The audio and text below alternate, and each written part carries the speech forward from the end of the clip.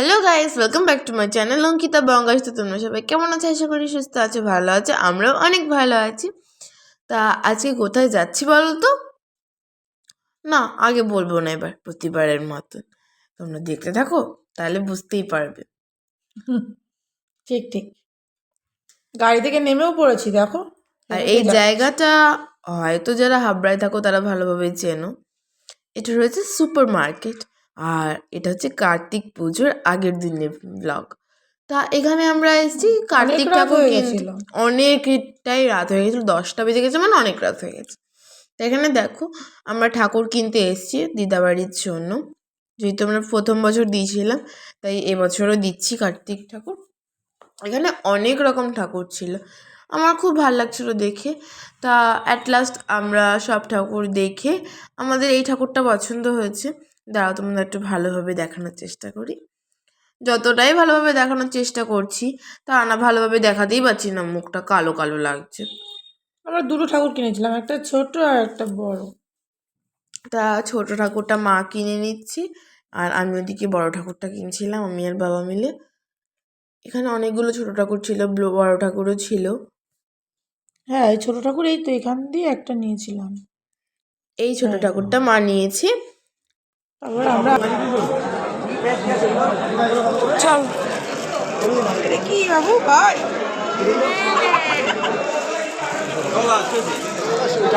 তোদের জন্য আছে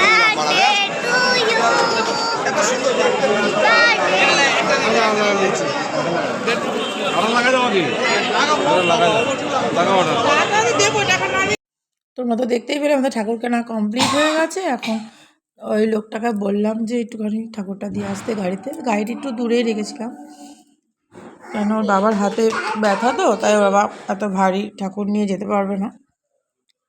তাই ওই লোকটা আমাদের গাড়িতে পৌঁছে দিচ্ছিল ঠাকুরটা। দেখো ভিডিওটা, তাহলেই বুঝতে পারবে।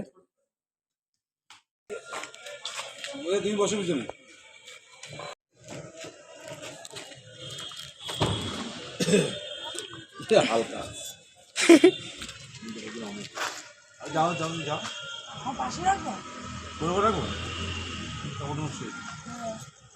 পাশে রাখো, আর আমি সামনে বসবো।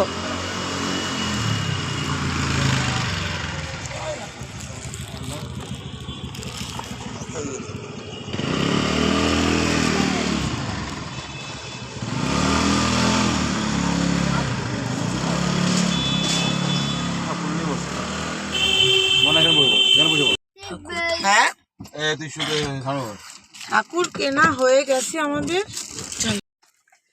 ওলা এদিক ঘোর, এই দেখো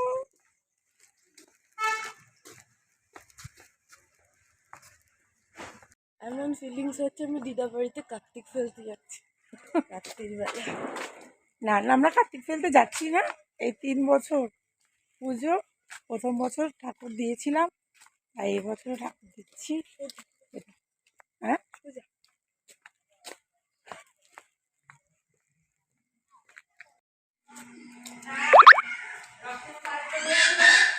চল, জুতো পড়েছ।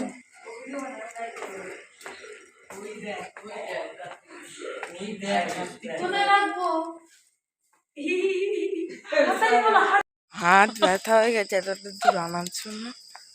এখন আমরা গুরুদেব বাড়ি যাব। আজকে রাস পূর্ণিমা, তো তাই গুরুদেব বাড়িতে অনুষ্ঠান আছে, তাই ওখানে অনেক রাতটা হয়ে গেছে। তা যাই যাই যাবো রাসটা দেখার জন্য, তুই যদি দেখতে পারি, রাত করে গেলে দেখতে পারবি, তার জন্য একটু রাত করেই যাচ্ছে। আর কালকে সকালবেলা এখানে আসবো।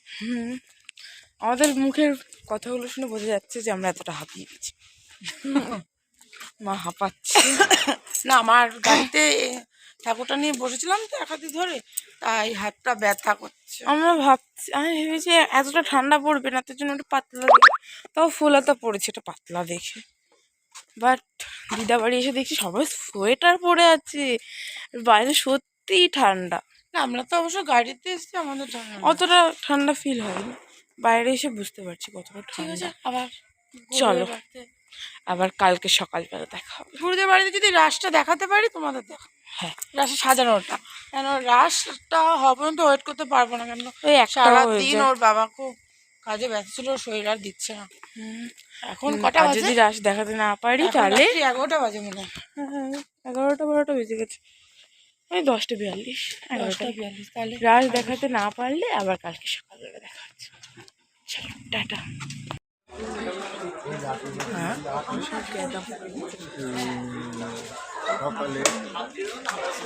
তুমি বলো, তুমি শোনোনি কেন? তোমার আগে বলিনি?